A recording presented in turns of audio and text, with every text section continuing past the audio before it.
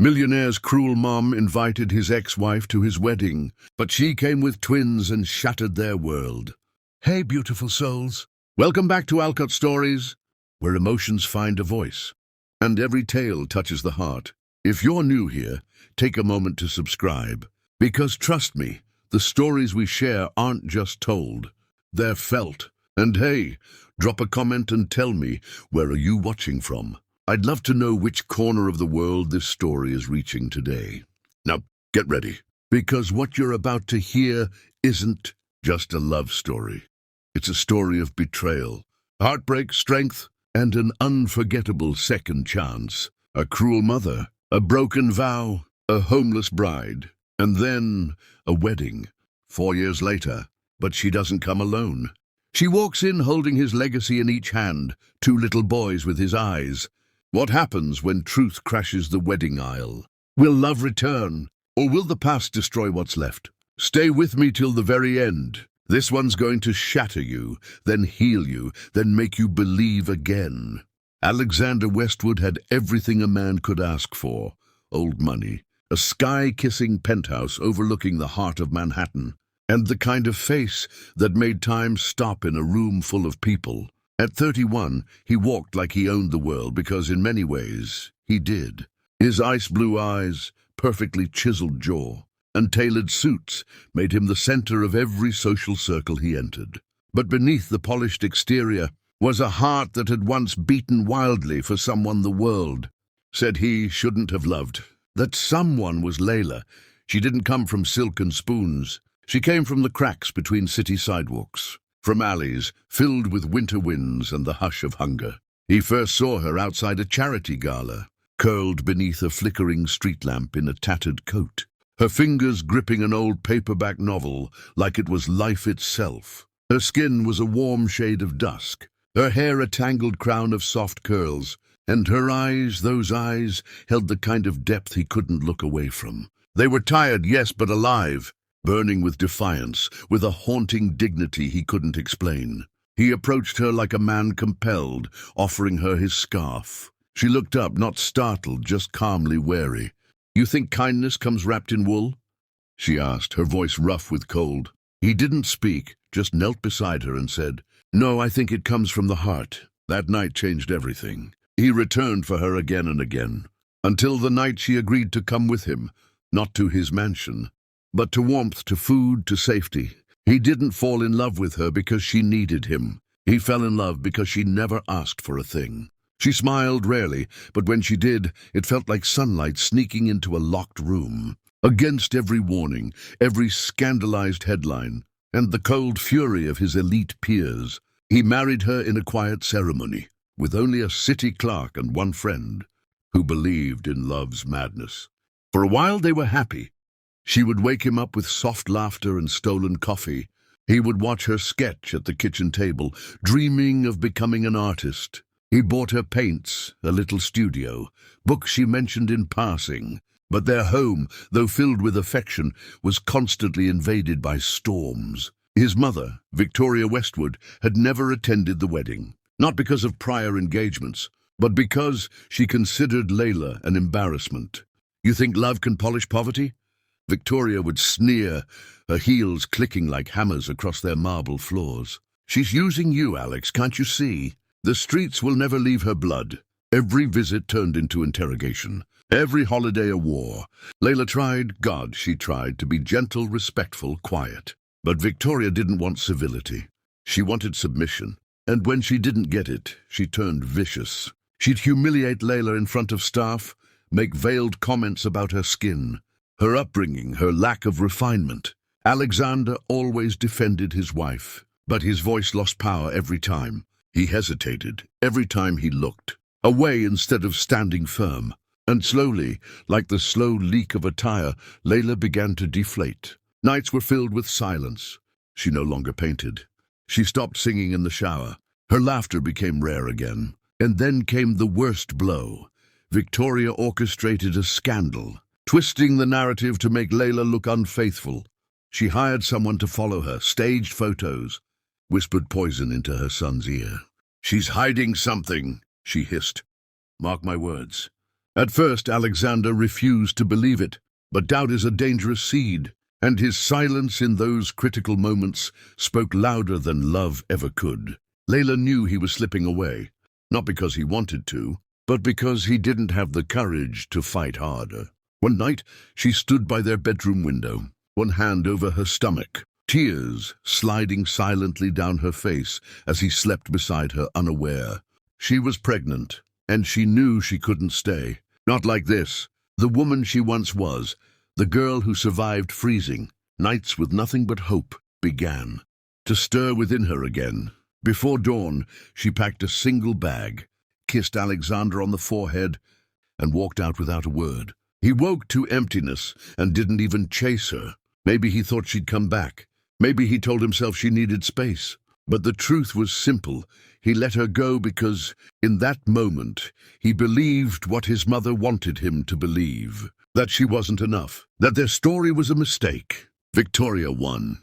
She stood at the gates of the Westwood estate days later, watching the rain, and whispered to herself, finally. Layla, meanwhile, wandered into the unknown. Penniless and alone, but not broken.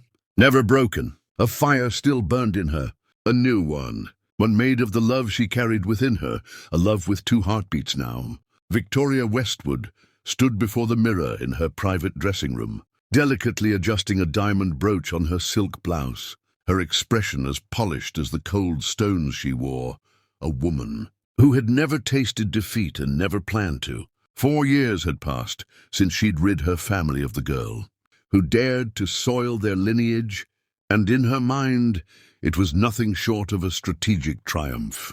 Layla was gone, erased like dust from marble, and Alexander, though quieter now, had returned to form, running the family's investment empire with ruthless precision, hosting charity galas with mechanical smiles, appearing on magazine covers as the city's most eligible bachelor.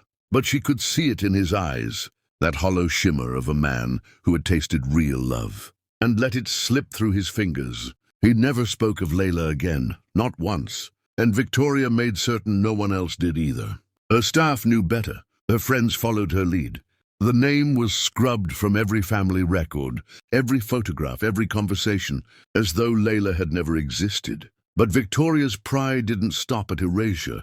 It demanded replacement. A new woman, someone with a pedigree worthy of the Westwood name. She found her in Evelina Harper, a daughter of the city's wealthiest real estate magnate, known more for her public appearances than her character. Tall, statuesque, always dressed to the nines. Evelina looked perfect on paper, blonde hair meticulously styled, posture stiff with practiced elegance, laughter rehearsed in front of bathroom mirrors. Victoria didn't care about love. She cared about perception, control, legacy. Evelina was obedient. That was enough. The engagement came fast, announced with a dazzling ring and a press release. So carefully crafted it felt like theater. And Alexander? He accepted it. Not with joy, not with excitement, just silent resignation. He nodded when the date was chosen, signed off on the guest list, and posed for engagement photos, like a man performing an obligation. Rather than stepping into a future, Victoria chalked it up to emotional fatigue, the final remnants of his past love fading away like mist. But something in him still didn't sit right. His eyes remained distant, his heart unmoved. Victoria ignored it. She had a wedding to plan, and the entire city would watch. She chose the venue, an opulent ballroom wrapped in gold-trimmed arches, chandeliers like frozen waterfalls, and a marble aisle long enough to host royalty. Designers were flown in from Paris, chefs from Italy, floral arrangements sourced from South America. It wasn't a ceremony, it was a declaration. The Westwoods were back in control. No more street girls, no more shame. And then, just as every detail reached perfection, Victoria did something even her assistants questioned. She sent an invitation to Layla, handwritten, wax-sealed, addressed with impeccable calligraphy. Not out of forgiveness, not from grace, but from venom. To remind her of what she had lost, to show her she never belonged. Victoria imagined the moment, the former homeless girl showing up in some pitiful dress, outshined, humiliated, cast into shadow, while cameras flashed on her replacement. It gave her a kind of sick satisfaction. She never wondered where Layla was now, never asked what became of the baby she carried. In her mind, Layla had been swallowed by poverty. Her story ended in a gutter. But across the city, in a quiet corner of a small apartment with chipped tiles and second-hand curtains, Layla held the wedding invitation in trembling hands, her breath caught in her throat. It had arrived folded inside a cream-colored envelope, smelling faintly of expensive perfume. She didn't cry. She didn't scream. She just stared at the embossed lettering as her two boys napped beside her, curled up in the warmth of her patched blanket. 3 years old now, they were everything she had lived for. She had survived hell for them, nights without food, jobs that paid under the table, rain-soaked bus benches when rent fell short. She had stitched her soul back together piece by piece, and now she held proof that the world she once touched was alive and well without her. The cruelty of the gesture wasn't lost on her. It wasn't just an invitation, it was a message. Look how easily you were replaced. But Layla had changed. She wasn't the girl who had cried herself to sleep on cold tiles, praying for her husband to come find her. She was stronger now, quieter perhaps, but far more dangerous to those who once underestimated her. She smoothed the invitation flat on the table and stared at the names printed in gold. Evelina Harper and Alexander Westwood. She whispered it aloud, tasting the bitterness, but letting it settle. She wouldn't burn it. She wouldn't throw it away. Instead, she stood, walked to the bedroom where her sons lay, and watched their chests rise and fall with peace. She had given them love without condition, shelter without security, joy without wealth. They were her legacy. And suddenly, a strange calm came over her.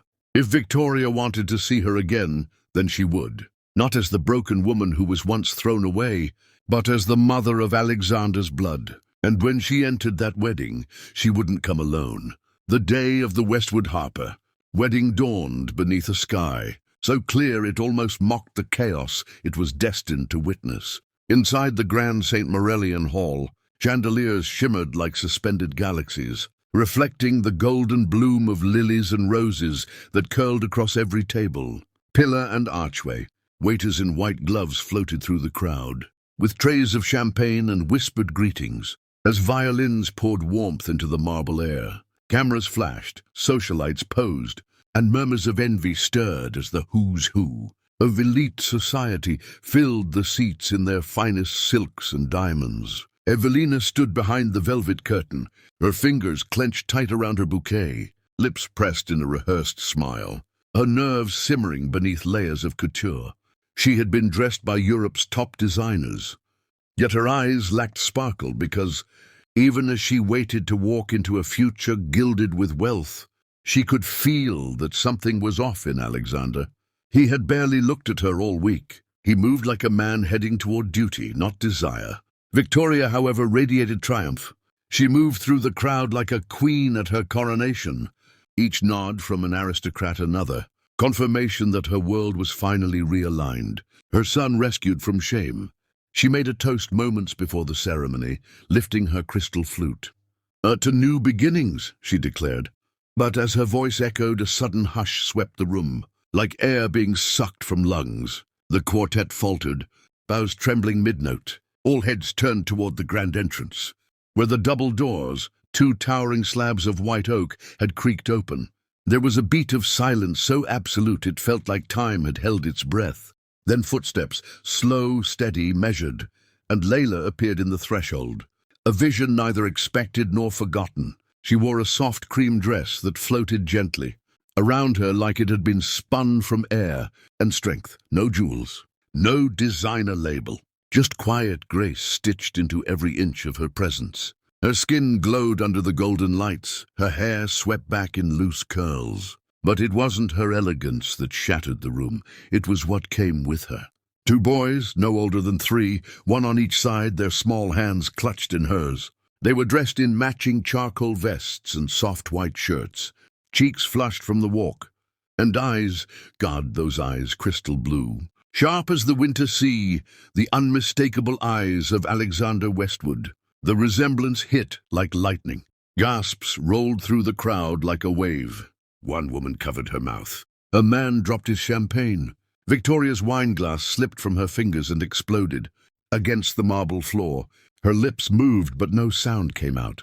Evelina blinked in disbelief, her bouquet trembling in her grip. But it was Alexander who wore the storm. He stood beneath the archway where he was meant to receive his bride. But his knees buckled as if the earth had tilted. His mouth parted, but no words escaped. His eyes locked on the boys, then lifted to Layla, his past, his guilt, his forgotten truth wrapped in living, breathing proof. For a long, fractured moment, silence reigned. Then Layla stepped forward. Each footfall was a declaration. She didn't flinch beneath the stairs, didn't shrink beneath the weight of wealth or judgment. Her voice, when it finally came, was calm but carried like thunder through the hush. "Forgive the interruption," she said, her eyes never leaving Alexander's. "But your guest list was missing 2 names." The boys looked up at her, then at the man in the tuxedo who had haunted their mother's dreams. "Boys," she whispered, kneeling down between them. "That's your father." The words landed like glass, shattering across a cathedral floor. Alexander staggered forward, heart crashing against his ribs. "Layla," he croaked, the name tasting like regret and longing all at once. Are they mine?" She looked at him, not with hatred, not with bitterness, but with the heavy, tired grace of a woman who had carried truth in silence for far too long. "Every heartbeat," she replied. "Every breath. Every tear I wiped in the dark when you weren't there." His knees hit the marble before his mind could stop them, collapsing beneath the weight of 4 years of blindness. He reached out, one hand trembling, as if afraid the boys would disappear like a mirage. One of them took a cautious step closer, eyes wide. "Are you really my daddy?" the child asked, voice small, unsure. Alexander choked back a sob. "Yes," he whispered, "I am." The child looked at Layla. She nodded, and the little boy ran into Alexander's arms like the answer he never knew he was waiting for. The second followed, wrapping his arms around his father's neck. The room watched, stunned into stillness. Victoria's breath hitched, shock morphing into panic, fury boiling beneath her skin. "This is a stunt," she hissed, stepping forward. "Some street trick to ruin the most important day of your life." But Alexander stood. For the first time in years, he stood tall, not as the son she controlled, but as a man reclaiming what he lost. "No, mother," he said sharply, silencing her. "The most important day of my life was the day I let her go.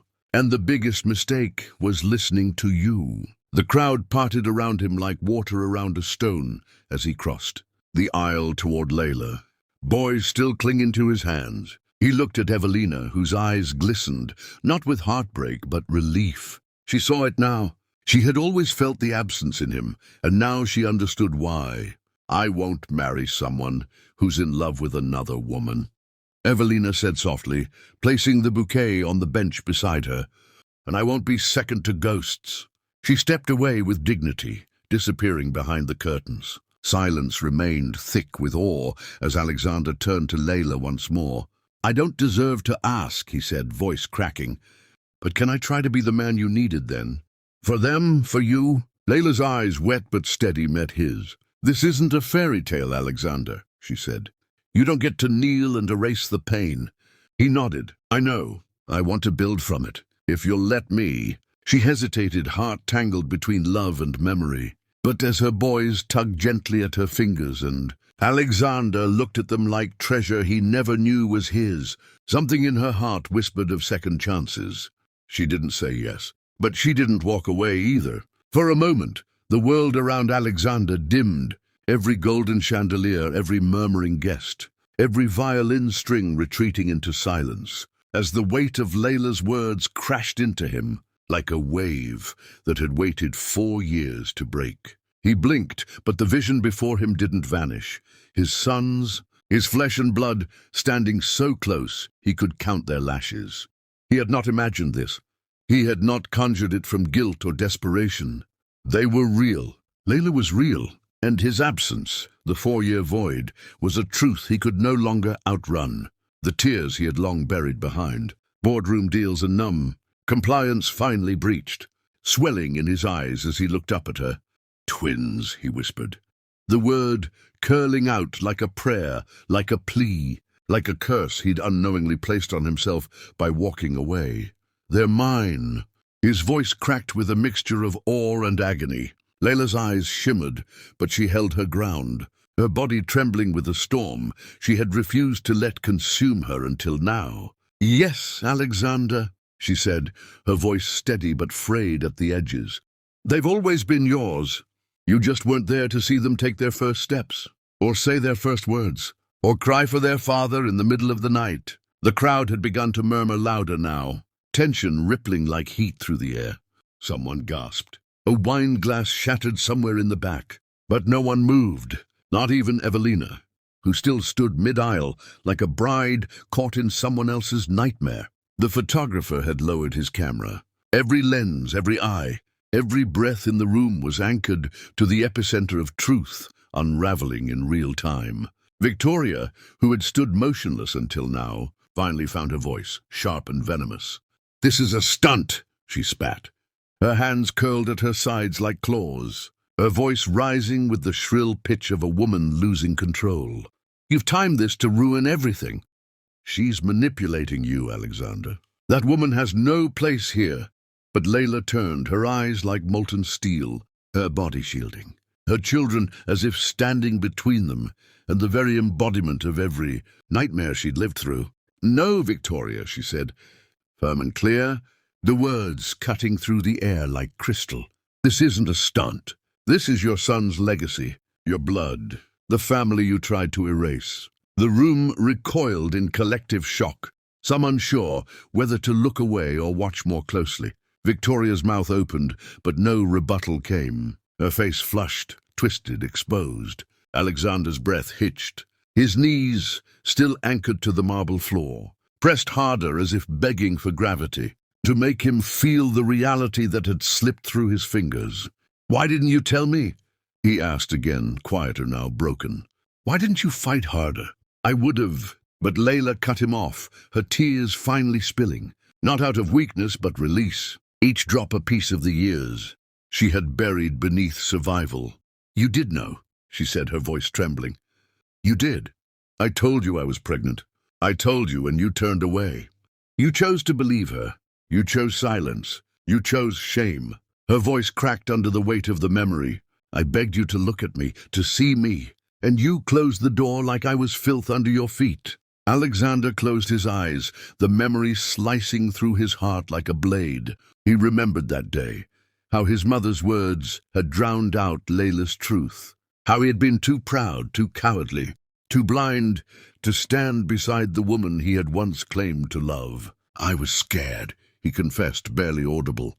"I thought I was doing what was right, what would protect you from..." "From what?" she asked bitterly. "From love? From family? Or from your mother's disapproval?" She stepped forward then, gently pulling the boys behind her. "You didn't protect me, Alexander. I protected myself. I protected them, alone, in shelters, on buses, in alleyways when rent ran out. I sang them to sleep when they cried for milk I couldn't afford. I held them through fevers and hunger and birthdays with no cake. I told them their father was kind. I lied for you, for them." Alexander's chest heaved as he looked at the children. They stared back at him, one with curiosity, the other with cautious silence, like their mother had passed her strength into them. "What are their names?" he asked, his voice barely surviving the question. Layla hesitated. "Noah," she said softly, pointing to the boy with the wide eyes. "And Elias," she added, nodding toward the one with the quiet gaze. "I gave them your middle name and your father's. I gave them everything, except your presence." A ripple of realization tore through Alexander. They were his sons in every way but memory. He had missed their first laughs, missed the way they had looked for him in every stranger's face, missed the 1,000 tiny miracles that had passed without him. He reached for them then, slowly, cautiously, like someone asking permission from the very universe. "Noah, Elias," he murmured. "I'm so sorry I wasn't there." Noah looked at Layla, uncertain, and Elias clung to her skirt. But she nodded to them both. "It's okay," she said quietly. "You can go." The boys walked to him, hesitant steps growing bolder, and as Alexander wrapped his arms around them, Something in him shattered, something pride had built and grief had now destroyed. He held them like lifelines, like a man clinging to redemption. Victoria, watching this unfold, could no longer mask the horror in her face. She stepped forward, desperation lacing her voice. "You're making a mistake, Alexander. She's ruining your life again. She trapped you with those children." "Enough!" Alexander's voice boomed across the hall like thunder. He stood, still holding his sons, his shoulders square, his eyes ablaze. "You ruined my life. You poisoned it. You turned me into something I never wanted to be, afraid, obedient, hollow.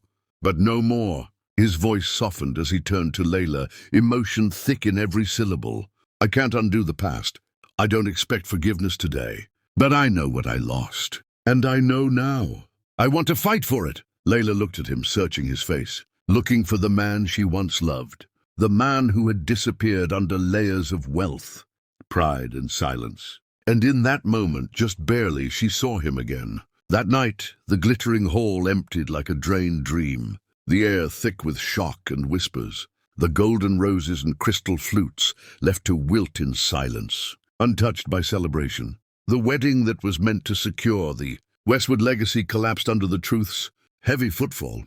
Guests slipped out quietly, murmuring disbelief, their curiosity now laced with judgment, scandal, or pity. No one dared to meet Alexander's eyes. Evelina stormed out without looking back, her designer heels echoing across the marble like gunshots of betrayal, her pride wounded, not just by the ruined ceremony, but by the realization that she had been nothing more than a placeholder for a love that had never truly died. Victoria hovered for a while longer, clutching her pearls like they might hold her collapsing pride together, barking hushed orders at staff, trying to sweep away the ashes of her carefully orchestrated illusion. But there was nothing left to save. The lies were too loud now, the past too alive. Alexander had only one focus, Layla. He followed her outside the hall, past the golden arches and into the cold breath of the night, where the city lights blurred behind the tears in his eyes. "Please," he said, his voice stripped of everything but raw desperation. "Talk to me. Don't just walk away again. Let me explain. Let me try." And for a long, still moment, Layla stood there with the wind catching the edges of her coat, looking at him, not the millionaire, not the man crushed by guilt, but the boy she had once trusted, once loved, once built her whole fragile world around. And maybe it was the flicker of their son's smiles, or the weight of years between them, or maybe just the ache in her own heart that hadn't fully healed. But she didn't leave. She nodded quietly, and they found themselves sitting hours later in a small apartment Layla had fought tooth and nail to call home, a modest, worn space that smelled of lavender and warmth. The twins were asleep on a shared bed in the corner, their tiny limbs tangled like roots that had only known one kind of soil, their mother's strength. Alexander sat on the edge of the old sofa, his fingers threaded through his hair, eyes darting between her and the floor, like he didn't deserve to look at her straight. "I thought of you every day," he started, but Layla's laugh was soft and bitter. "Did you think of me when I slept in the back of a bus station for a week, clutching my belly and praying it wouldn't rain? When I couldn't buy milk? When I heard our son cry from hunger and all I had to give him was water and a lullaby?" Her voice cracked, but her eyes didn't. She had cried those tears already on cardboard beds, under leaking ceilings, on birthdays where no one came. "You disappeared," she continued, each word like a weight dropped on the table between them, "and I wasn't allowed to break. I couldn't afford to. I became everything at once, mother, father, provider, protector. I scrubbed toilets, waited tables, cleaned hotel rooms. Not because I wanted pity, but because I had no choice. Because I refused to let our sons grow up invisible." Alexander swallowed hard, guilt rising like bile in his throat. "I believed my mother," he confessed, ashamed. "She said you were lying, that you wanted to trap me, that the baby wasn't mine. And I was too scared to lose everything, too weak to fight her." "You were too weak to love me out loud," Layla said quietly. "And that was the worst betrayal of all." The silence that followed was thick with everything unspoken. Every night, she'd curled around her belly and whispered to her unborn children that they were loved, even if their father wasn't there to say it himself. Every time she looked in the mirror and reminded herself that survival was her victory. "I watched them grow alone," she whispered. "Every first step, every giggle, every fever. I didn't have anyone to lean on, but I never let them feel unloved." Alexander looked toward the sleeping boys, his chest twisting with the agony of knowing he'd missed it all, their first words, their birthdays, their scraped knees and bedtime stories. "I want to be in their lives now," he said. "Not just because I'm sorry, not just because I miss them, but because I want to earn my place. I don't expect you to forgive me, but I want to try. I want to show up. Every day." Layla stared at him, her heart warring with every scar. "Do you know what it takes to be a father, Alexander? It's not gifts or money. It's presence, patience, the willingness to stay even when things get hard. Can you do that?" "I don't know how," he admitted, his voice thick. "But I want to learn. From them, from you. If you'll let me." Her eyes fell to the boys. Elias stirred, rolling over with a soft sigh, and Layla felt the weight of the past pressing down again. She had raised them to believe the world could be kind, even when it wasn't. Could she trust it now? Could she trust him? "You don't get to walk in and fix this overnight," she said. "This isn't a movie. This is our life. Broken, beautiful, complicated. If you want to be part of it, you'll have to do the work." "Not for me, for them." Alexander nodded, tears streaking silently down his face. "I will, whatever it takes. I'll be there when they wake up. I'll be there when they fall. I'll be there when you need help, even if you never need me again." And in that moment, Layla didn't forgive him, not yet. But she saw the man he had the potential to become, the man she once loved. Now broken enough to be real, she looked down at her hands, calloused from years of survival, then up at him. "Then we start slow," she said. "No promises, no easy redemption, just one step at a time." And Alexander, for the first time in years, finally breathed. Alexander didn't run this time. In fact, he did the opposite. He showed up, day after day, moment after moment. He stepped into the small, ordinary chaos of their lives with a quiet determination that startled even himself. He learned how to pack school lunches with tiny, dinosaur-shaped sandwiches the boys insisted on. He struggled at first with Elias's untied shoelaces and Nico's sudden tantrums over bedtime.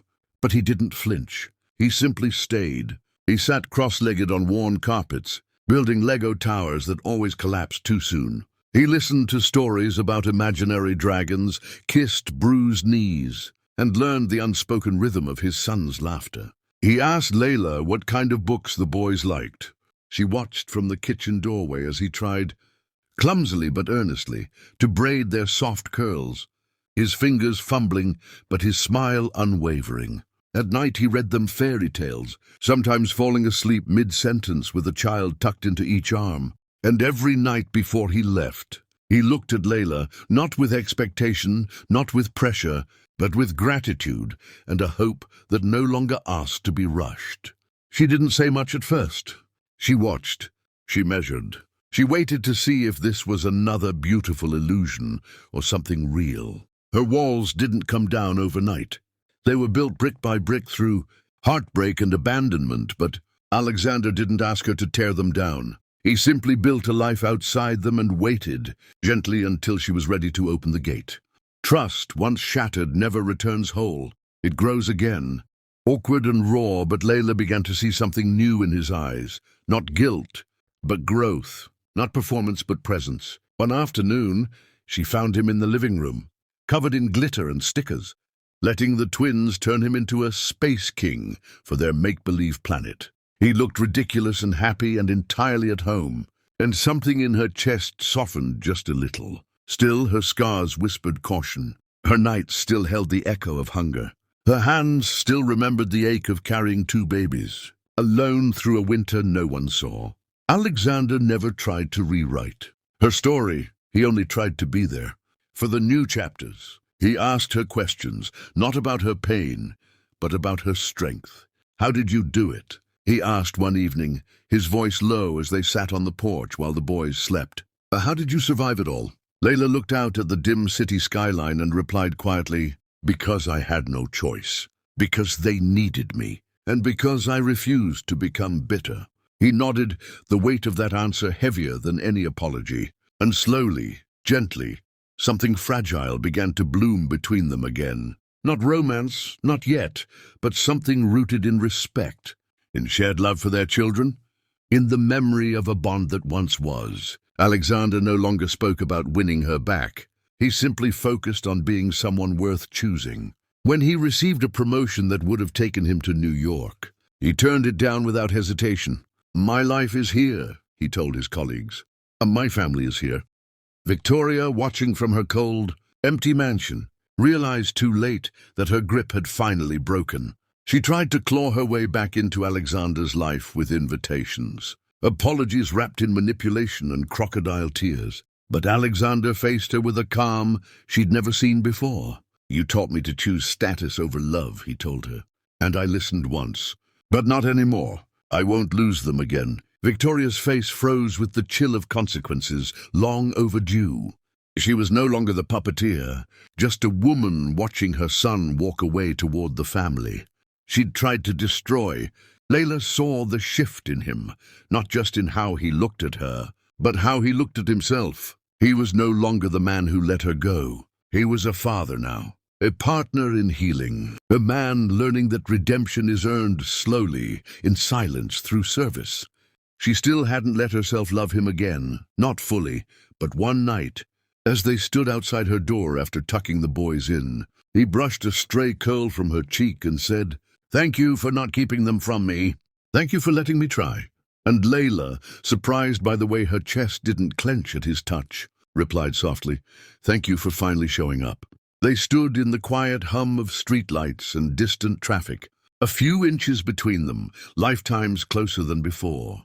She didn't kiss him. She didn't invite him in. But she didn't turn away either. And that was something.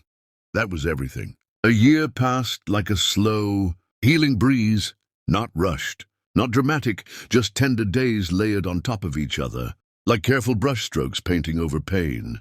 The seasons had shifted gently, from tentative beginnings to a rhythm that felt like peace. The small home they now shared echoed with laughter, spilled juice, bedtime stories, and the sound of a father learning every day how to be better. Alexander no longer needed to prove anything. He simply showed up, with quiet consistency, with warm hands that fixed broken toys and made pancake breakfasts shaped like dinosaurs. Layla, once cautious and guarded, now found herself laughing without fear, her shoulders no longer tense, her nights no longer haunted by silence. The twins adored their father, running to the door each evening yelling, "Daddy's home!"